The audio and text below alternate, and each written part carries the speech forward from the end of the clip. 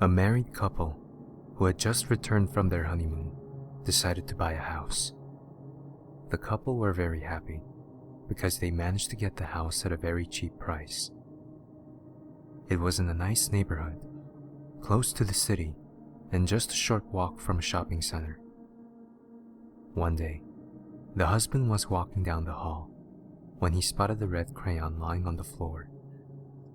The couple didn't have any children, so the husband wondered where the crayon had come from. Perhaps the previous residents left it behind, he said to himself as he casually threw it in the trash.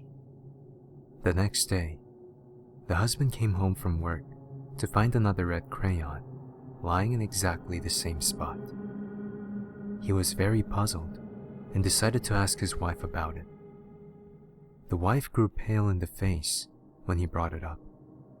She told him that every day since they first moved into the house, she had been finding red crayons when she was cleaning. They were always lying in the same spot, at the end of the hallway. The husband was standing in the hallway, wondering about this weird phenomenon, when he began to notice something was not quite right. The hallway was too short. He tapped on the wall at the end of the hallway and heard a hollow sound.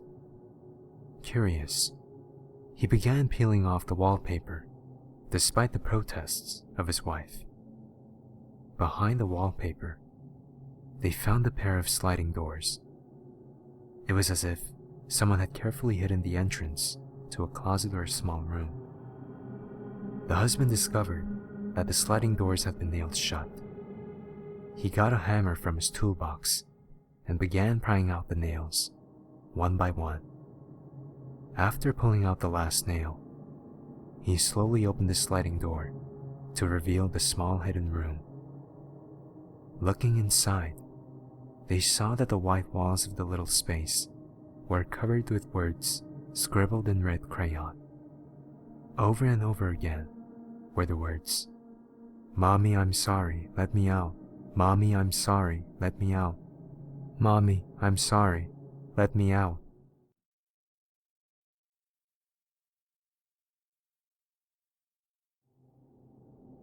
My best friend had just died, and in his will, he left his house for me.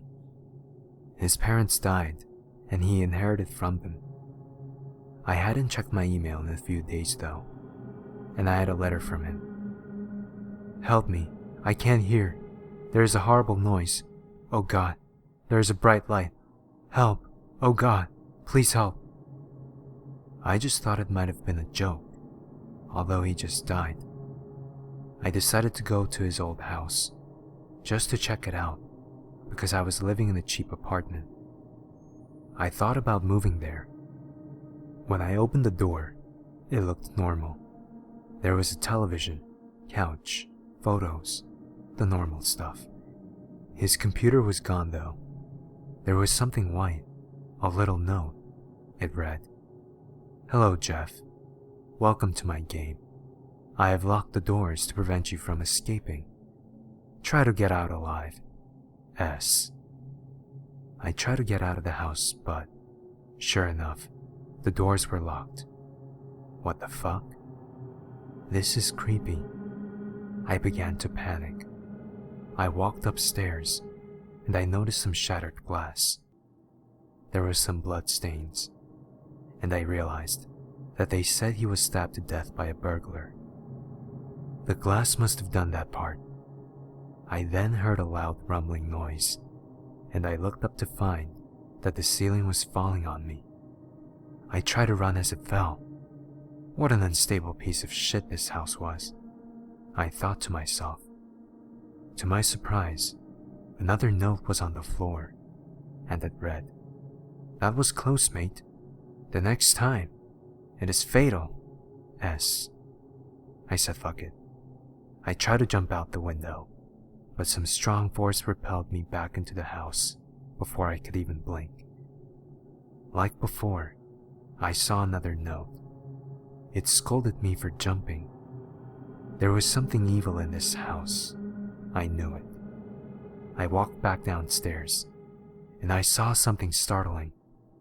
It was a dead person hanging by a noose. But then it just faded away. I soon realized that I was dealing with some ghosts. I shivered and proceeded to piss my pants. The person hanging was dressed in old-time clothes, possibly from the 1800s. I heard that ghosts cannot go through salt, so I sprinkled some salt around me. All of a sudden, my phone started to vibrate. I checked it and it read, "You're next." Thinking I was gonna die, I went down to the basement. It was a horrible mistake. I saw tortured, dead people, and some little kids were playing with the corpses. The kids had red demonic eyes, and when I ran, they followed. I ran into the kitchen and grabbed a knife. I swung frantically at them. They then turned into dust. What the hell? I muttered to myself. I went back and everything was gone. I found the skeleton and it looked very old. I still had the salt, so I poured it on the corpse and burned it. It turned blue and green. I then heard a deafening tone. The light shined through the basement door, and blood started to pour from the basement ceiling. It then collapsed, and a ton of dead people fell out. I tried to run out, but the doors were still locked. I made a circle of salt, and then I poured some salt out the window and jumped. I ran from that fucking possessed house and burned it to the fucking ground. I found one more note. It read, "Congrats, you escaped. Thanks for putting me to rest, you bastard. S." I ran for my apartment and kept the story to myself until now. I decided to share it with you guys. I never had another paranormal experience in my life. I realized, after all that, S was my friend, Steve. That never occurred to me.